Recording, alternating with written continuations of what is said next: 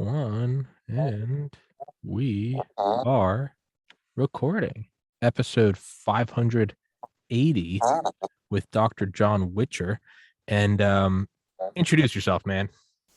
Okay, I'm Dr. John Witcher. I have been practicing medicine in Mississippi since 1996. I'm a general practitioner. I'm currently an ER doctor and hospitalist at a rural hospital. I've basically been practicing in rural Mississippi since 1996 and born and raised in Mississippi. My father was from Tupelo, Mississippi, mother from Yazoo City, and I grew up on the Mississippi Gulf Coast, and I've been in the Jackson area now for quite a number of years. Basically, been treating COVID since day one in my little hospital in Yazoo City. I probably treated one of the first cases in Mississippi, and we've been right in it since then. We have in the beginning, I started using hydroxychloroquine for our inpatients. Did that for some time until, of course, I guess President Trump, when he came out and talked about hydroxychloroquine, then everything kind of shut down. Eventually, my pharmacist at my hospital basically said, we don't need to be using hydroxychloroquine for inpatients. I said, well, I'm going to go ahead and use it some more. I feel like it was, certainly not harming folks and probably doing some good. But then a company I work for, which I contract through to the hospital. I'm not a hospital employee, but the company is a very large company, 70,000 providers across 48 states. And they sent out a memo and basically just said, look, based on the Lancet study that came out that turned out to be bogus, they said not to use hydroxychloroquine. So that's kind of it. So we stopped using it and switched over to remdesivir almost immediately. So all of our inpatients, and I've treated probably in the hundreds, certainly in our little hospital. We don't have an ICU unit. We don't intubate patients. If they get to that point where they need to be intubated, we transfer them. I have treated quite a few that's come to the ER, and then we've transferred them directly out of the ER to a higher level of care to pretty much patients that need the ICU or possibly intubation. Treat a lot of patients as outpatients, come into the ER. All ERs, probably 80% of patients that come to the ER are actually clinic patients, and that's probably nationwide. So we've treated a lot of patients that just come in and turn out to be positive for COVID and treat them as an outpatient. So treated hundreds, probably thousands of COVID patients over the last year. And so very familiar with the situation. I haven't gotten COVID. I feel like I have natural immunity to it. And I've been face to face with COVID, even the Delta variant, and haven't gotten COVID. So, and that's like many folks I work with, other doctors, nurses, healthcare workers. Some of them got the COVID, and and a couple of them actually had to go in the hospital. We treated them, and everybody recovered. And some people took the vaccine, early on, and then now that it's being mandated, and that's kind of where even people at my hospital that had taken the vaccine voluntarily, they're not agreeable with the mandate. So really across the board, it's about a 50-50 split in our hospital, people for the vaccine versus against. And I think that's pretty much statewide, from different doctors I've talked to around the state. So, you have to ask yourself, why, these people that have been face to face with COVID, why aren't they getting vaccinated? What's the problem there? If anybody should be vaccinated or feel like they need to be vaccinated, it would be the people on the front line, the doctors, the nurses, and that sort of thing. So anyway, we just feel, we've seen it, or we've had it, we've seen a lot of people with it. It is real. It appears to be real. We don't know all the details with it, but people do get sick from it. I don't want, and people have died from COVID or with COVID from complications. So don't want to make light of it. I've just had a very good friend of mine. He passed away, and I don't know the full extent of it. He was vaccinated at the first shot, and then very quickly he developed respiratory distress. mean, this is what we think. He may have been exposed to the virus immediately after he received the shot, and developed a severe respiratory distress, went to the ER, admitted to the hospital. Within a day or two, he's in the ICU, intubated, stayed on the vent for 3 or so weeks, developed multi-organ failure, and passed away. So we don't take it lightly, but we don't the vaccines we feel like have that associated with them. Our state health officer, Dr. Dobbs, and his colleagues continue to push these vaccines and never give any risk associated with them. So that's really, that's how I got started in this, and that, like I said, I've been involved with it since day one. The mask mandates came out, the isolation, and I just, at first I was kind of, well, this too shall pass. I mean, it can't last forever. And, but as it's gone along, I guess when the vaccine mandates actually hit my hospital, and by October 31st, we're all to be vaccinated or lose our jobs. And so that's when I, really started getting concerned with it. And so, so that's kind of where I'm at now. Yeah, there's there's some things that kind of poison the well, right? It's people that are like, COVID isn't even real, it's all a hoax, or vaccines depopulation, and it's like, shut up. It's, to me, it's the vast majority of people I know have the vaccine. Most of my family and extended family has the vaccine, and as you and I said on the phone last week, hey, more power to you. Go for it. If you want it, go get it. Knock your socks off. I don't care. Who am I to say it's right or wrong? I'm not a doctor. No, I don't know the long-term side effects. Spoiler alert, nobody does. But, it's, to me, I look at it like this. It's, if you want to go get it, go get it. Is it perfect? Not at all. And not even in some conspiratorial, a million people are dead. No, it's just, it was rushed. It's what it is. But I also get nothing's perfect, right? I mean, there are a lot of civilian deaths in the bombing campaigns in World War II, but what, or were we going to go survey every city and ask everyone no, it's World War II. You're fighting Hitler in Japan. You're just taking out cities. It's terrible, but it's what it is. So I get, although there are 15,000 plus deaths reported in the VAERS system, and although that is atrocious, I'm also not going to be idyllic and say, it should be zero. No, it's a pandemic. I get it. I'll concede that it's a pandemic. When there are generic studied drugs, ivermectin, hydroxychloroquine, azithromycin, zinc, colchicine, vitamin D, zinc, turmeric, quercetin, being touted by Dr. McCullough, Dr. Malone, Dr. Fareed, Dr. Saeed, Dr. Hodkinson, Dr. Alexander, Dr. Tenenbaum, all Dr. Nass, all these people I've interviewed. And not only that, but they are going to Rome to testify before the Italian Senate, Dr. Hatfill. And when Dr. Fareed and Dr. Tyson have treated over 9,000 people, 9,000 patients of all ages and of all comorbidities, with a 99.9% survival rate in the Imperial Valley of California, and they've treated them effectively.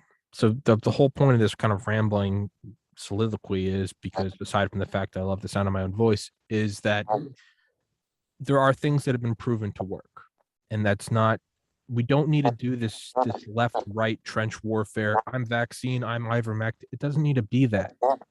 The vaccines for you, go get it, knock your socks off, who cares? Some people, ivermectin works, go for it. I'm all for all of it.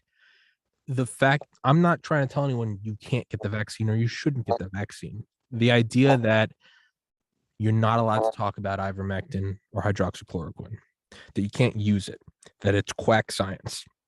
To me, that is, it's one thing to be like a competitive capitalist, right? And it's Moderna versus Pfizer, and you're going at each other's throats. I mean, yeah, sure, I get it. It's corporations, bottom line, whatever.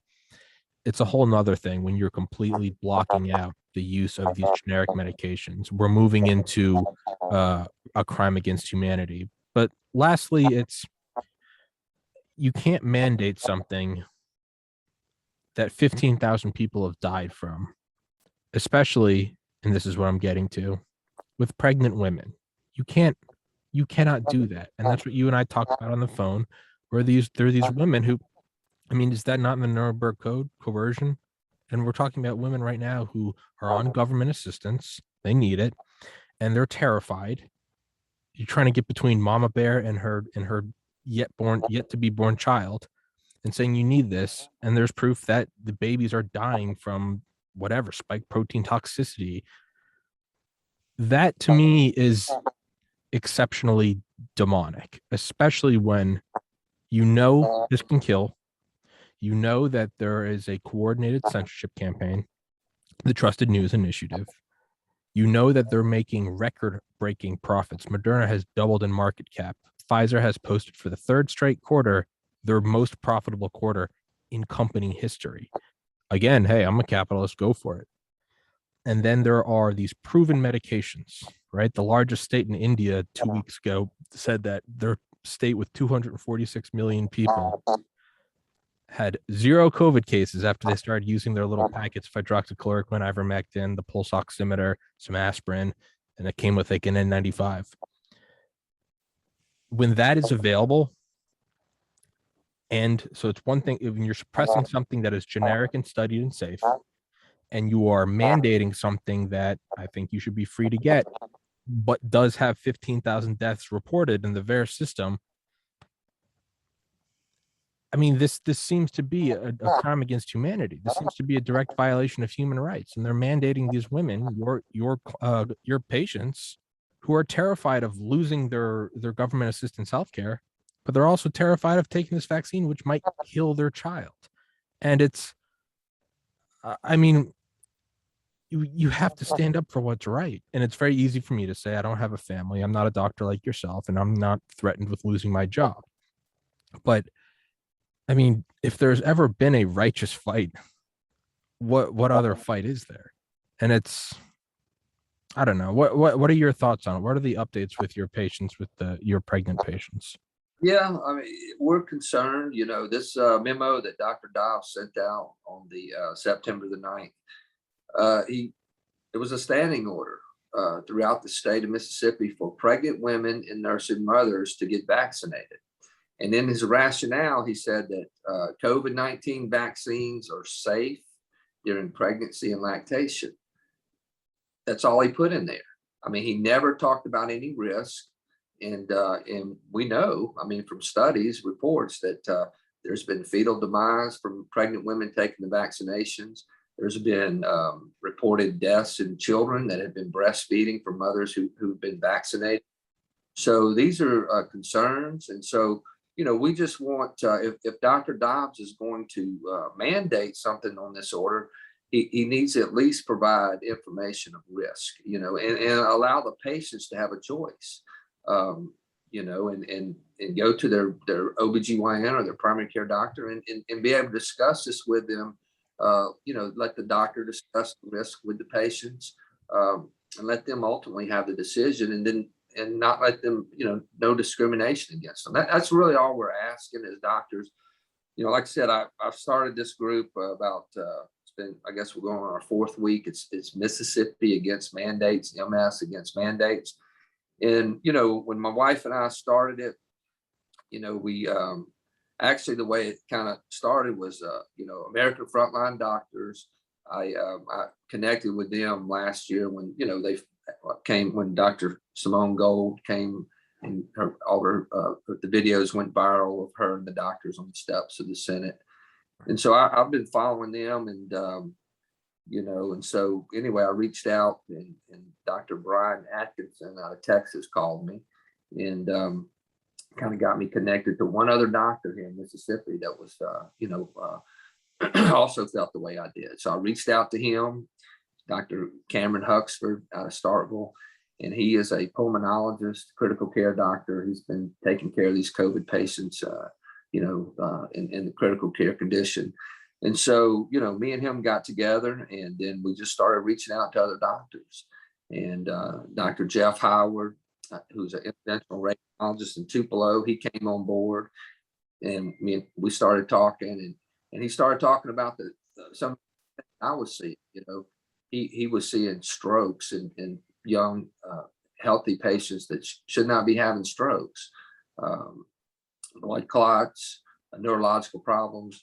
I saw a patient that had Guillain-Barré syndrome, and she came into my ER and she couldn't stand up. Her spouse was basically holding her up.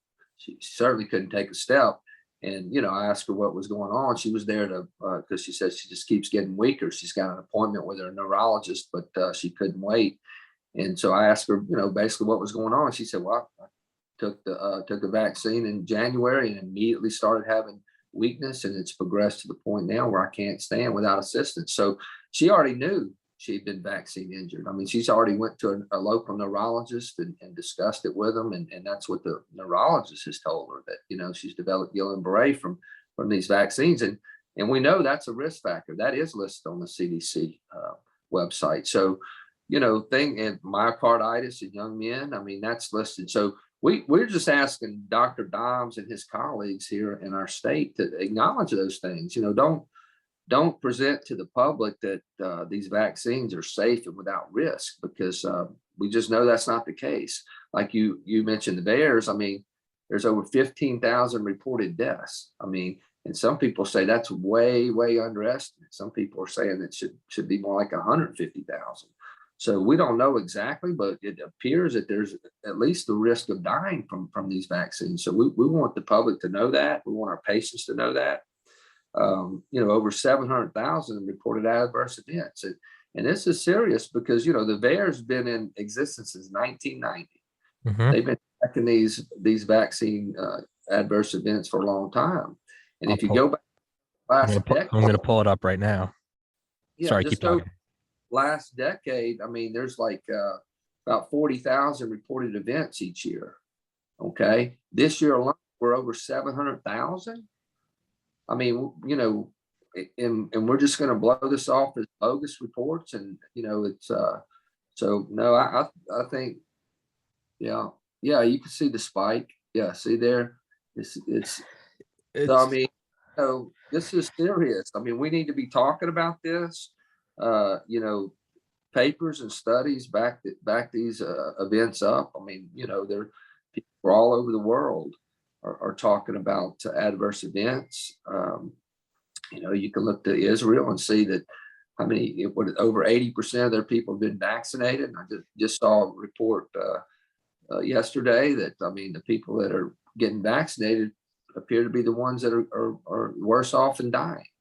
So, so that's where we're at. We're just at this point we have about 20 doctors. So like I said, we started this about over 3 weeks ago, and we have about 20 doctors with us. 10 of them are willing to go public. So we have 10 of them up on our billboard, and they're speaking out. The other 10 are they're in the background. That, I mean, to be honest with you, they're just fearful. They have to keep their practices. They have to keep their licenses. And so they support us 100%. They don't believe in these COVID vaccine mandates. They don't think they just don't think it's right. You've got to, we believe that the patient has a choice, and they need to make that choice based on what the risks are to them. So, so that's kind of, we're just excited that, we're able to get involved doing this. We have Dr. Peter McCulloch. That's how I found out about you, which I've seen you a couple times. My wife, she scans all the podcasts and whatnot, but Dr. Peter McCulloch, he said, John, here, you need to go get on Tommy's show. And I understand that the video you did with him got you kicked off YouTube. Is that right? Permanently. Oh, Permanent ban. And I've had on Delta Force guys, talking about, if someone, comes in your house, shoot them in the much more lethal stuff. Yeah. I've had on Israeli special forces guys talking about blowing up members of Taliban. I mean, gory stuff. I've had on nuclear submariners, pilots of nuclear bombers, classified, not classified. The thing that got me kicked off was Dr. McCullough saying, in his sweetest voice, there are 4 vitamins that, that really people should be taking. And it's quercetin, vitamin D, it's zinc, and it's turmeric. And Tom, you can get these at Walmart, $7, and he just has the sweetest aura. And Yeah. I was like, that sounds good. And of all the episodes he and I had done where we were railing against the vaccine, that was really the only episode in which we weren't even going that hard against it. He was like, if you're gonna get it, go get it. You're gonna do you. You're an adult. You're gonna do you. I Yeah. advise people do this, and I said to everyone listening, I know I have older listeners. The vast majority of the people listening to my podcast are 30 to 60. I thought it would be younger. And then I also have frequent guests. I also have frequent guests who are a lot older than me. And I was like, hey, for all you guys, and I mentioned some of them, I was like, I don't want you guys dying on me. I need my weekly content. And and so I texted that's how I found out I got banned. Is one of the guys I have on every week. He's an author. He's one of my close friends now, Roger Williams. He's about 30 years older than me. He's got a heart problem. And I texted, and Roger's super pro vaccine. He and I are on opposite sides of the political aisle. And I texted him the video. I was like, hey, Roger, I know you got the vaccine. Go for it. I know we disagree on this stuff, but I was like, I love you. Can you go get these like four things from Walmart? And he was like, hey, I appreciate the heads up, Tom. And yeah, I will. And then he goes, which 4 things? And I was like, they're in the video. And he goes, link's broken. And what do you mean the link's broken? And I went and looked at the video. And I thought I was just going to say, this has been suspended, because I'd been suspended 5 times before.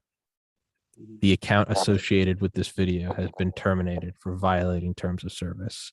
And YouTube said, when they suspend me, they say it's for medical misinformation directly violating or directly contradicting the World Health Organization. When they ban me, they said it's because I am making YouTube a dangerous place for other users. So to me, I was watching this. I don't know if you saw these. I know we're going off on a tangent now. I saw these 2 videos of these NBA players yesterday. And one of them was saying, he was like, I have natural immunity. I had COVID. And he goes, the craziest thing, though, is he goes, whenever someone questions COVID and people attack them and jump down their throat, the last thing you're doing is convincing them to get this. And it's nothing will. Someone tells me, Tommy, I want the vaccine. All right, go for it, dude. Hats off. Hope it works out. Hope I'm wrong. When you tell someone you don't want the vaccine, it's, oh, you retard. Where'd you go to medical school? Are you a physiologist? Oh, did you study at Harvard? And you're like, dude, I just want to look into it. Oh, so you're a researcher now. And it's, when has it ever been bad? What do you do? Are you a nutritionist? I'm not. But when I go to Walmart, I look at the back and I go, that's a lot of calories. My love handles are big enough as it is. I don't need those. That's fine. I don't know. What do you think? Yeah, it's amazing how the price is that's the seems to be the big word, science. Look at the science. Trust the science. So yeah, trust the science. And so yeah, Dr. Dobbs is he's been the science guy in Mississippi, and of course he's he called Mississippians, let's see, what was it, what he called us, excuse monkeys and anti-science Nazis. And so he was called on video saying that. And of course he came out with an apology, said that he's just been real frustrated and very frustrated and depressed over this whole COVID. He just doesn't want people to die. And then right after that he said, look, all y'all people are just delusional if you don't want to take this vaccine. He said, if we want to stop these deaths and COVID, just get vaccinated. And so, I mean, it's like, okay, well, I mean, I appreciate that, trying to apologize, but then you turn around and in the same breath call us delusional. So, we went from excuse monkeys and anti-science Nazis to delusional. So that's kind of where it's at. We feel, I mean, like I said, I've got 20 doctors that they're, I'm not the smartest doctor. I'm just a rural general practice ER doctor, but I've got interventional radiologists, pulmonologists, critical care doctors, and we're all we're saying the same thing. Look, I mean, let's just be realistic here.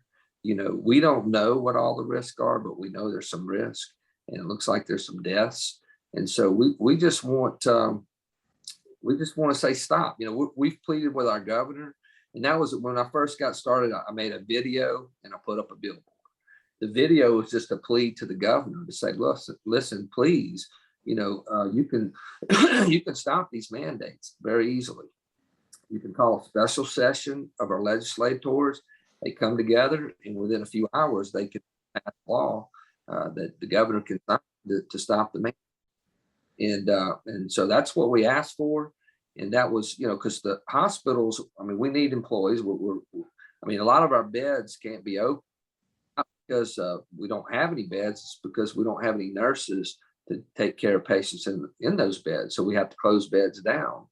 And so anyway, the governor brought in outside nurses from out of state through a government program, and they came in making 2, 3, 4 times as much as our regular nurses, and our regular nurses had to train them. So, they were a little upset over that. And so, my whole point was, hey, governor, I mean, we have the workers right here.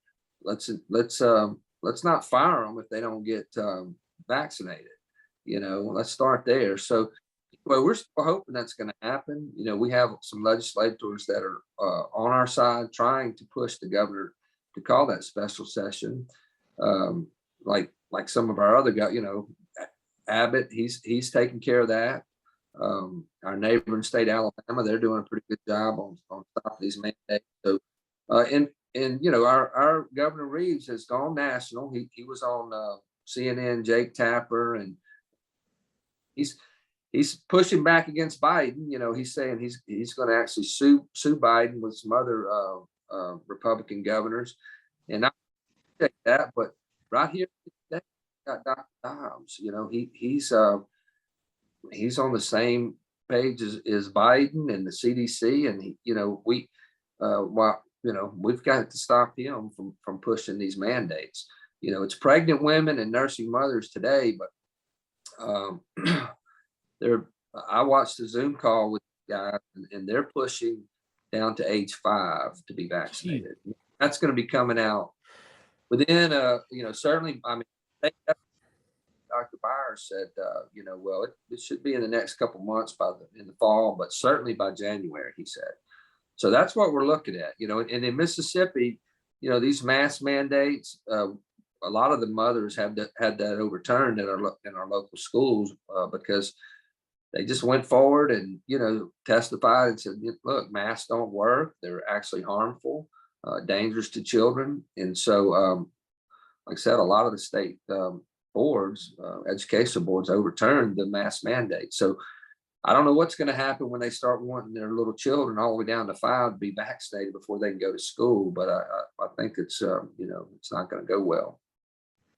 I just muted myself. Sometimes I find when I'm talking to every once in a while, I haven't figured out why I'll get like audio feed. Not important. So if you're wondering why I muted myself, but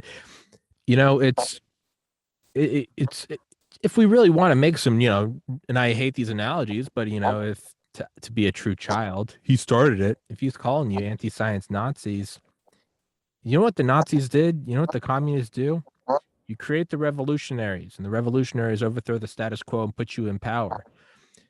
After they have shown that they can do that, you now know that they are the most competent people in your society. So what's the first thing the dictator does is you kill all the revolutionaries, and now you just have the lay people. You don't want the guys that can overthrow the power, right? It's if this was the United States, then after World War II, we would have killed all the generals. Like that's an analogy, which we didn't, I don't know, patent.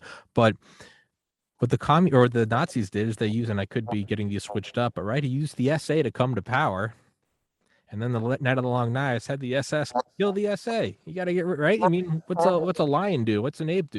The next one coming up in line, they're taking the throne. So you might be thinking that's an absurd analogy. Well, if we're going to call healthcare workers heroes to establish this sort of tyrannical system and then nix them all, hey man, if anyone's an anti-science Nazi, I'm sorry, it's that guy. I just had to get that out of the way. But it's the only and I've been saying this a lot lately, and I hate it because it's such an eye-rolling cliche. Early bird gets the worm. A penny earned is a what? They don't really mean anything because we've heard them so many times. But truly, You have to be the change you want to see in the world. And what you're doing right now, what you and those other physicians are doing, and even the 10 guys that are in the background, I get it, you're scared. You have to be the change you want to see in the world. It always starts with just some people. I mean, Dr. Malone was unpersoned on LinkedIn, right? But now he's gone from like 10,000 followers on Twitter. When he did my podcast, he was like, it's crazy, I'm up to 80. That was 2 months ago. He's up to like 500 now. People want the truth. People don't like being lied to. And the average person is a lot smarter than we think, a lot smarter than I think, and I'm guilty of that. People know when they're having a fast one pulled on them, and they also know that you do not want anyone else, and this is the main thing, you do not want anyone else to know that they are not alone. And I always point to this, the psychological experiment they did back in the 60s to 70s, where they brought 10 people into a room, they went up on a whiteboard, and they drew a straight line with a marker, and they drew one that was slightly but obviously curved, and they said, which one is more straight? And the first 9 guys all said the one on the right, the one with the curve. The 10th guy said, yeah, the one on the right. What the 10th guy didn't know was that the first 9 guys were in on the study. It was a psychological study to see what did groupthink do to an individual. Now, if you put all those people by themselves in rooms and said, which one do you think is straight? They all said the left one. But when you made that 10th guy feel like he was going crazy or just wanted to be accepted, he said the one on the right. So why am I bringing that shit up? Excuse me. It's because when you're in a pandemic and everything is, well, now we're opening up, but when you can only exist on your phone and you don't see anyone around you, you're right. You know, I'm on my phone and I'm on a comment thread and there's 10,000 commenters, but it's just me alone in my room with a phone. If I say I'm not comfortable with these vaccines, I don't get to see 10,000 people going, me neither. Those comments get censored, they get deleted, they get shadow banned, and then you have a bunch of bots that go, what are you talking about, you anti-science Nazi? So it's this entire mindset of they don't want you to know that you're not alone. And the only way to let people know they're not alone is to hold up a middle finger and speak your mind. And that doesn't mean, you can't go all the way the other way. You can't say if you take the vaccine, you're a Nazi. That's just as bad. But what you have to do is you have to stand up, you have to talk about it, and you got to go, hey, I'm not comfortable with this. And unfortunately, doctors, that it's, I hate to shirk responsibility. It's no one can speak with more authority than an individual with a white coat. I can sit here and say vaccines are bad. Well, I'm also wearing sweatpants that have dollar bills on them, and I'm wearing slippers. I'm not a doctor, right? But you have to talk up, and that's what you're doing. I got kicked off YouTube, which, by the way, this podcast is my income, is my ability to pay bills. So that wasn't like a slight, whatever, I'll go. That nicks 99% of my viewership. All right. So I'm practicing what I preach. We have to keep talking about it, and we have to let it be known that it's not right. It's not right. Aside from the VAERS data, aside from ivermectin, it's not right. We have the Nuremberg Code because there is coercion. You cannot be made to do so. Do you know that part of the Nuremberg Code is if you go to be part of a medical trial and they say you get a $100 voucher if you go through with it, if you quit halfway through, they still have to give you the $100 voucher, because part of it is you cannot be coerced by rescinding a paycheck to be a part of a medical study. And I know I'm kind of going in circles right now, but what we have to do is just have to keep speaking up. And unfortunately, a disproportional amount of the obligation does fall on physicians such as yourself, because you have that snazzy white coat and you got to talk up because you can speak with authority. It's why I interview physicians instead of me wearing a tinfoil hat. You're nodding, you're being very patient, and you're probably thinking this guy's insane, but take that. Yeah, it's yeah, I mean, we're being silenced. The Mississippi State Board of Medical Licensure, they came out with a policy on September it was the 7th, just after I put up my billboard in town, which my billboard was just simply saying stand up for medical freedom. Okay, and it had a stop sign. That's our little logo, stop vaccine mandates. And so, and of course, I did the video and put it up on my Facebook page. And so from that, the medical board quickly put in a new policy, and they base it on the Federation of State Medical boards, which they had came out several weeks before just to say that, and all these people are lining up. I mean, we're talking, it starts with the AMA, the AMA, American Medical Association, they're the big group. And then of course, all the board certifications, the way doctors are board certified, all lies up under the American Medical Association.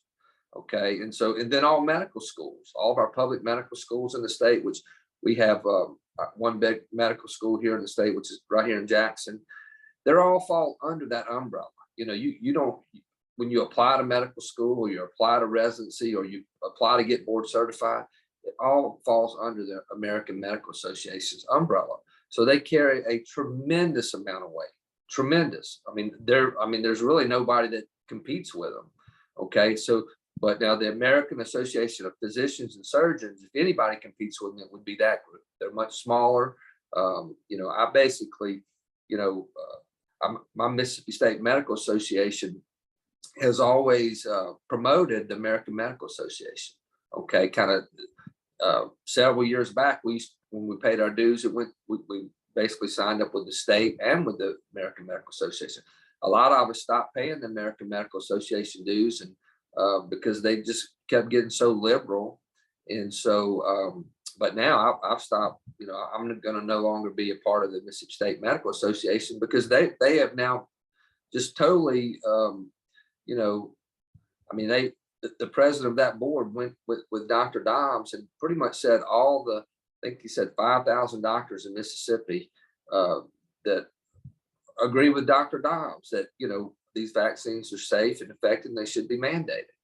And he never asked us our opinions, so that's, I joined the American Association of Physicians and Surgeons just recently, and I feel like they are much more, they have common sense when it comes to these with the COVID crisis.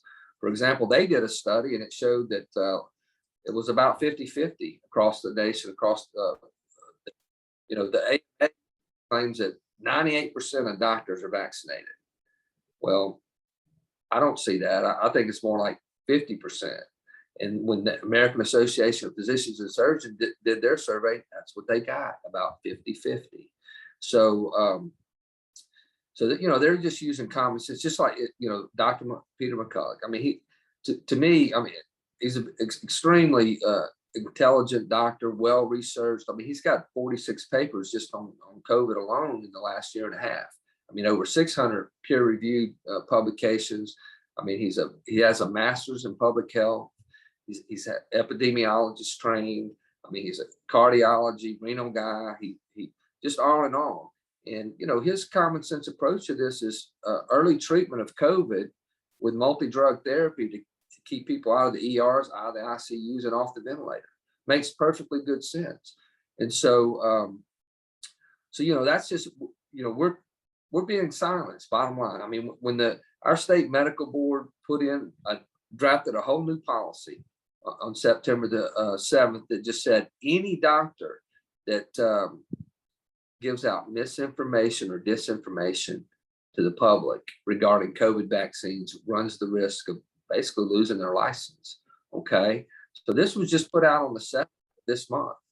And so, of course, one of our doctors that have come on board, Dr. Wesley Granger, and I'd like for him to come on here with you and talk with you if you get time. But he's a wonderful gentleman. He's been in practice for 32 years right here in Jackson, Mississippi. He is African-American physician, internal medicine doctor, and he hasn't taken the vaccine, and he's trying to talk to his patients about the risk. But many of these patients just go down to their local Walmart or to a station where they're giving out these shots, and nobody ever talks to them about risk. They don't give them the information. They just say, what arm do you want the shot in?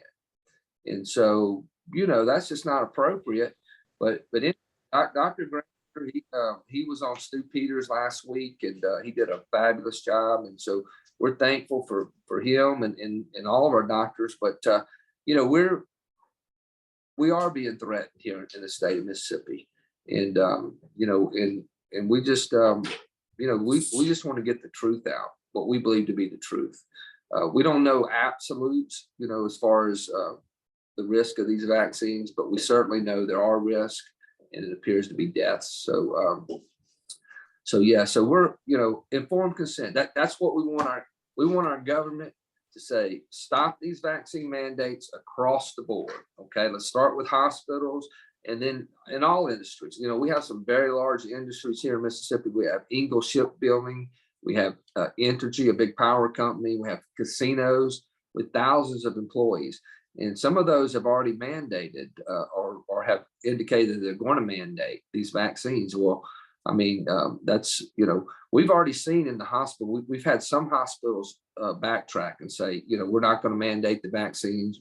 Our employees are basically, have come forward, so we've changed our mind.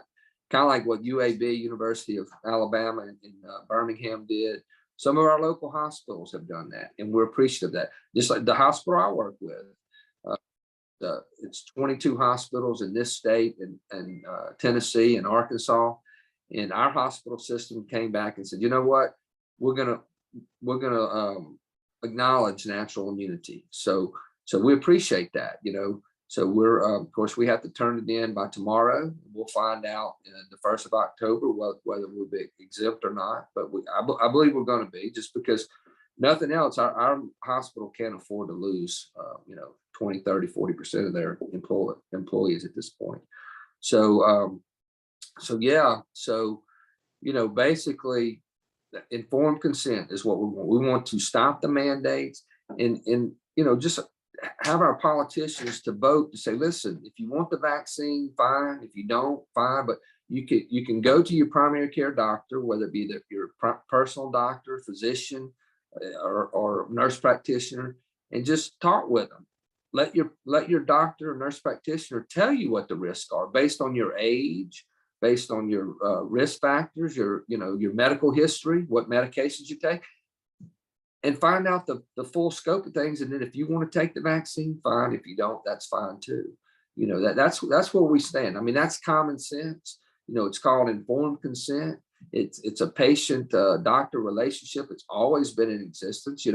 That's how I've always practiced. I mean, patients come to the ER, if they need to be admitted to the hospital, I talk to them. If they're in their right mind and they can make their own decisions, I give them, this is what's wrong. You need to be in the hospital. I want to admit you.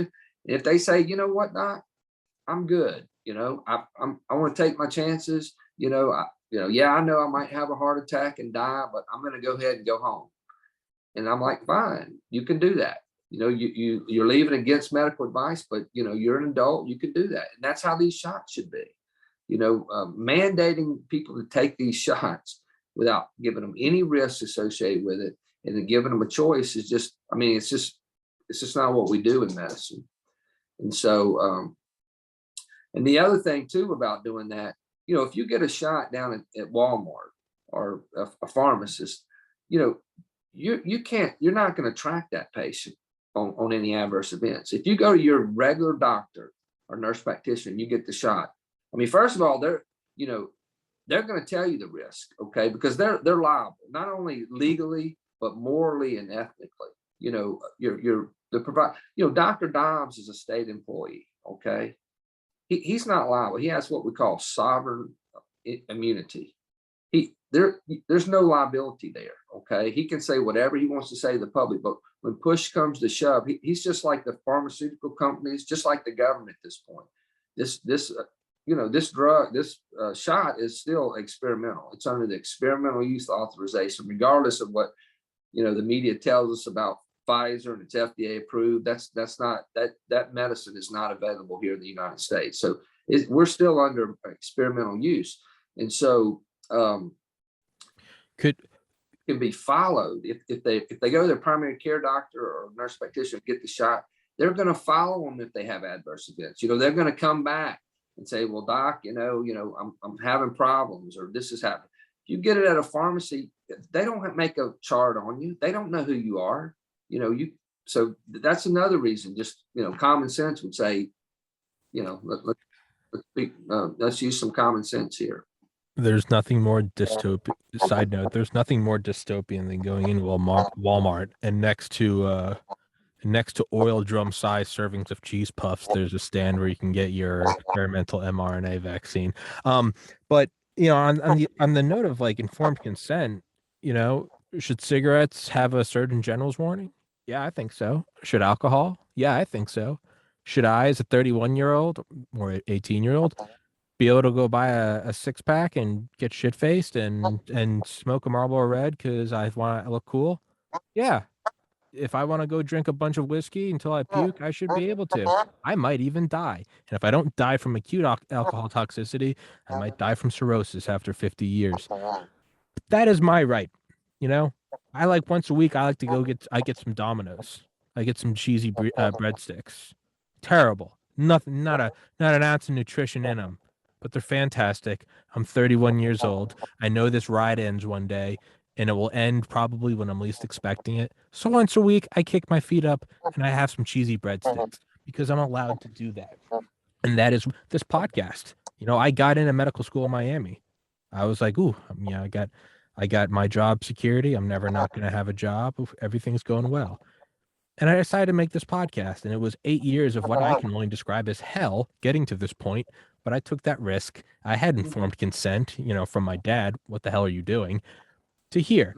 But it's just, and if you want it after that, I don't even care if there's 15. I mean, not to make light of that, but I mean, the VAERS offense could be a 50% lethality rate, and I still think you should be able to get the vaccine.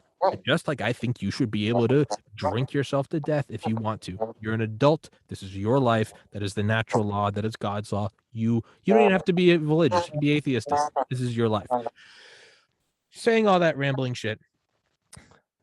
One, I would love to have on the physician you mentioned who is not getting the vaccine. Two, because I was talking with a friend about this last night, and I need to make a note of the timestamp so I can send it to him. You mentioned the drug that we're still under emergency use authorization. I had Dr. Keith Rose bring this up last week. McCullough brought it up 2 weeks ago. I can't seem to pin down an objective answer. An objective answer is recreational cocaine is illegal. Found it out. Can I drive hammered? No. There are some objective answers. Can I take my clothes off in a Walmart? Absolutely not. And you're looking at me now like, the hell are you talking about? I can't find an objective, clear cut. This is what's the EUA. This is what's been approved. This is what's available. What is not? Is it Comirnaty? COMI? Which one? Because you mentioned it a couple minutes ago. What is approved in the US? What is still EUA? And what is not available in the US? Can you explain that definitively for me? Probably not definitively. I mean, Comirnaty, the way I understand it, is not available in the United States and probably won't be until next year. That's through biotech, which I guess is they have some affiliation with Pfizer of some sort out of Germany. But, but I don't know all the details, to be perfectly honest with you. But I just know that no one in the United States is getting a FDA approved vaccine at this time. That's all I wanted to find out. I've had some people say it is approved in the US, but it's not available in the US. A park bench in Moscow might be approved in the United States. That park bench is not in the United States. It's in Moscow. I cannot, and as you said, you don't know definitively. I can't find the answer to that. It's all smoke and mirrors. I cannot find what it is. But so, and I want to bring up this analogy and got 9 more minutes. Have you ever seen, I went on a cruise in Alaska in 2014. Have you ever seen an iceberg? I think it's called calving when it breaks apart. You ever seen it? Maybe on TV, but haven't been. My wife and I, we want to go up to Alaska on a cruise and do those things. We haven't done it yet. Well, first of all, you need to do it. It's incredible. All right. And you've obviously seen like a video of a forest fire, right? Okay. Well, this is how I look at it. And this is how I look at speaking out. something like a forest fire or the water level in a lake or a tide receding. Let's use a tide receding. A tide receding, you can see it after every successive wave. It comes up a little less. Your feet aren't getting wet, and you see it happening in slow motion. It's not exponential, not that I know of. And it goes all the way out and it comes up, but you see it coming from a mile away, and it's very clear what's happening and where it's going. An iceberg calving is just an iceberg for centuries. And there are a bunch of micro cracks and temperature changes and salinity and air currents. And then finally, and the iceberg might exist for 500 years. And then in the final 3 seconds, it cracks and it rumbles and the whole thing falls off. And it's so far away and it's so huge. It hits the water. And 2 seconds later, you hear it and you go, oh my God, that was the size of a house. That is the monolithic facade of what I believe is going on right now with hiding the adverse effects, with censorship, with mandating, with suppressing doctors talking about it, with suppressing access and information to ivermectin, hydroxychloroquine, and now with the federal government taking control of the stockpile of monoclonal antibodies. What we're seeing is not a tide slowly going back and going, the vaccine narrative is falling apart. What I believe, in my humble opinion, is happening is it still looks like this giant iceberg. And it's like, I don't get it. We've been talking out about it. We've been talking out about human rights and the Nuremberg Code and coercion and adverse side effects and bears and blah, blah, blah, blah, blah, blah, blah. Nothing's happening. What I believe is what's happening is you're not seeing it. And when it does fall, it's all going to fall like that. And you might be wondering, but what's the purpose of this? We can't stop talking out. We can't stop defending our position. Can't stop saying, hey, I'm not trying to ban this stuff. If you want the vaccine, go get it. Go get 10. I don't care. You shouldn't be able to mandate this on people who are not comfortable with it, especially for something that doesn't stop you from getting it, doesn't stop you from spreading it. And people with natural immunity, which I had COVID in August 2020. You can't mandate that on someone. You can't mandate anything, but even if it's saline, let alone something that might give you blood clots or Guillain-Barré or myocarditis or pericarditis or an embolism or stroke or whatever. Mm-hmm. That is what I feel this is. And one day we'll look back, and maybe it's tomorrow. Maybe it's not until 2030. One day we'll look back and go, oh, that whole facade. There'll be papers, there'll be stories, there will be documentaries on it. And what we'll know is behind the scenes, everything was falling apart, but they keep a strong facade. That's what every dictatorship has ever done. That's what Nazi Germany did. The Soviet Union did. The Soviet Union, when the wall fell, the Soviet Union was falling for 20 years at that point. So an iceberg falling, aside from being really cool, that is what I feel it is it can't see it. You can't see it. You go, it's a monolith. We can't hurt it. But one day it's going to fall. And it's going to be disgusting and insane, but it's going to fall. And then you're going to go, oh, it was death by 1,000 cuts. So that is what I feel this is. And that's why I do these podcasts. That's why I have on physicians such as yourself, who I often have to give 110%, have to give 110% to try to get to y'all's academic level, not sound like a complete moron, as you guys are all in your white coats and I'm in here in slippers. But that's what I feel this is. And, I don't have any regrets with what I'm doing. I'm arguing for people to have the right to choose what they want to put in their body. And to me, that's a no-brainer. You're giving me a surprise look. I agree, Tommy. This is I appreciate you doing this.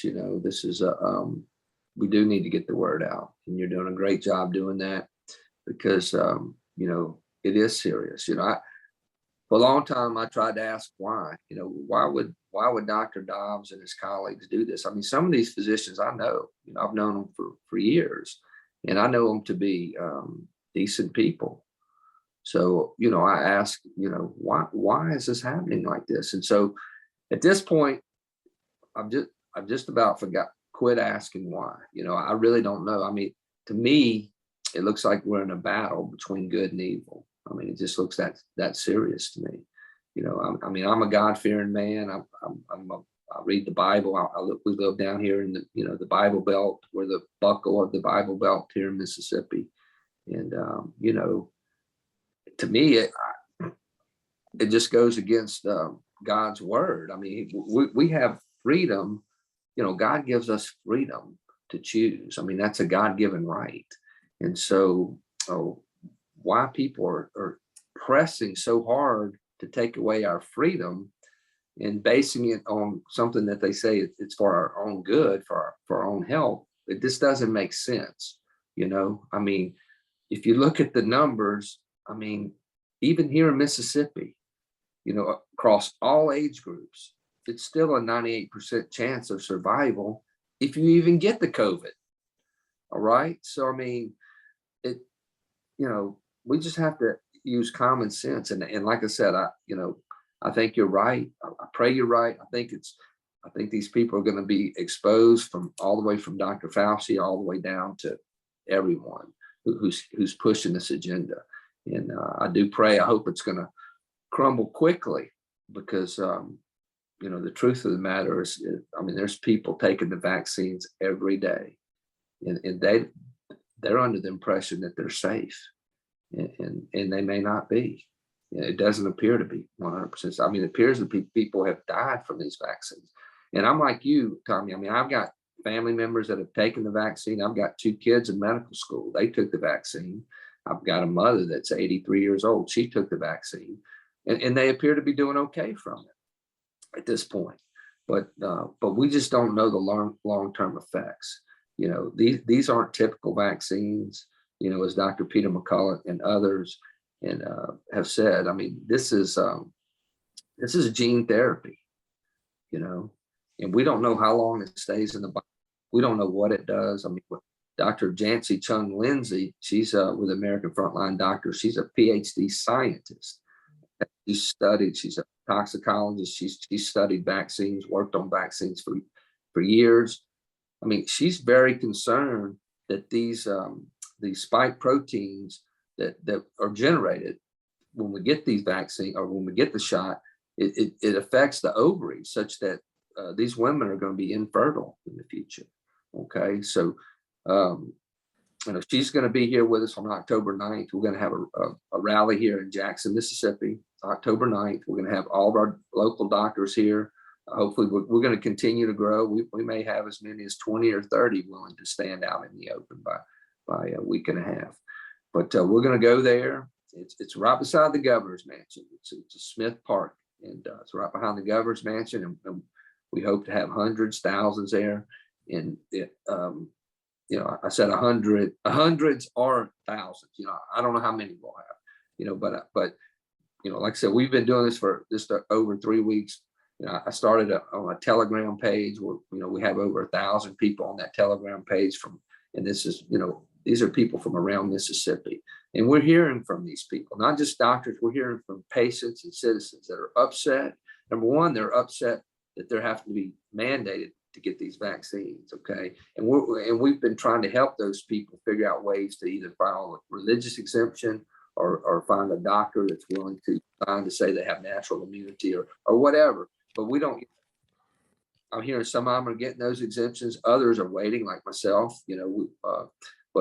And the other thing we're seeing is people that are having adverse events from these vaccines. Not just us doctors seeing it, and we are seeing it. We're talking amongst ourselves. We're seeing the same things. We're seeing strokes, heart attacks, neurological problems, and some even deaths even. Now we can't say 100% fact that those are directly related to the vaccines, but it would appear in our best judgment as practicing physicians that there's a correlation there.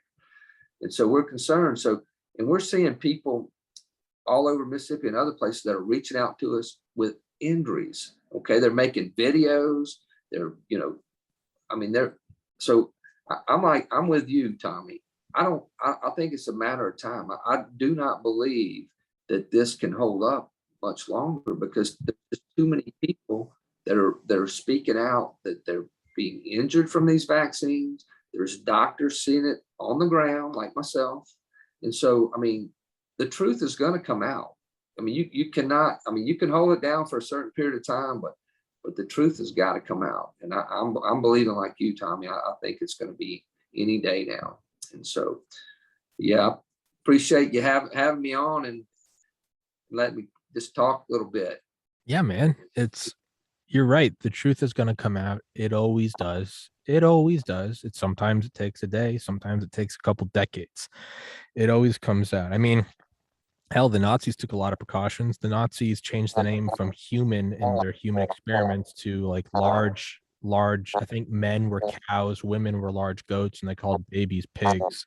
They changed the names from that, knowing full well one day if it ever came out, they used the not the Einsatzgruppen, which were like, no, the traveling death squads. There was another group, I think the Sonderkommandos. It was Jewish inmates in the concentration camps that helped the Nazis. They had they buried all the bodies, and once they started to think that the war was going to be lost, they dug them all up and they burned them all. And then they even invented, in the way only German technology can, they created machines specifically for grinding bones to dust, because they knew what they were doing was wrong. And now we know all that. That used to be highly classified, and now we know all of it. It eventually comes out. It always does. It falls apart. It just, it might be misattributed. Was it Elvis? The truth is like the sun. You can block it out for a while, but eventually it comes through. It does. It's what it is. You can't stop it forever. And it will only come out, however, it will only come out if we keep talking about it and fighting back. If we all sit around twiddling our thumbs going, it's going to come out eventually. I'm not going to do it, but it's going to come out. Well, then it's never going to come out. But the more people that talk about it, it's getting momentum. It's getting more. You have Joe Rogan, who's unvaccinated, talking about ivermectin. You have Nicki Minaj talking about how you can't question it. You have Tim Dillon, my favorite fat gay comedian, who's vaccinated, got COVID, and then went and got ivermectin and got better in like 12 hours. You have these NBA players, these two they sent them yesterday during press conferences. They're incredible. And it's just gonna snowball. I mean, I believe Russia Today, the Russian-owned state media, had 2 of their YouTube accounts permanently banned for talking about adverse reactions. You can't play whack-a-mole forever. It's gonna come out, and it's gonna come out. But it will only come out if we keep doing things, right? I mean, for evil to persist, all it takes for evil to persist is for good men to do nothing. And as you said earlier, you hope it's sooner than later. In my best JFK voice, it's, pray not for easier lives, pray to be stronger men. And that's what it is, right? So let's pray to have better podcasts instead of hoping someone else do it. We'll wrap this one up. I'll send you the link when it's up. And if you could, please put it in your Telegram group or wherever you said you had the most people, because it's not on YouTube. I got to kind of do guerrilla warfare with getting it out there. So, but yeah, thank you so much for coming on. I would love to talk to any other physician friends. And Absolutely. Yeah. All right. Thank you, Tom. Thank you, sir. God bless. The truth will come out. God bless America. And stay safe out there, everybody. Thank you very much.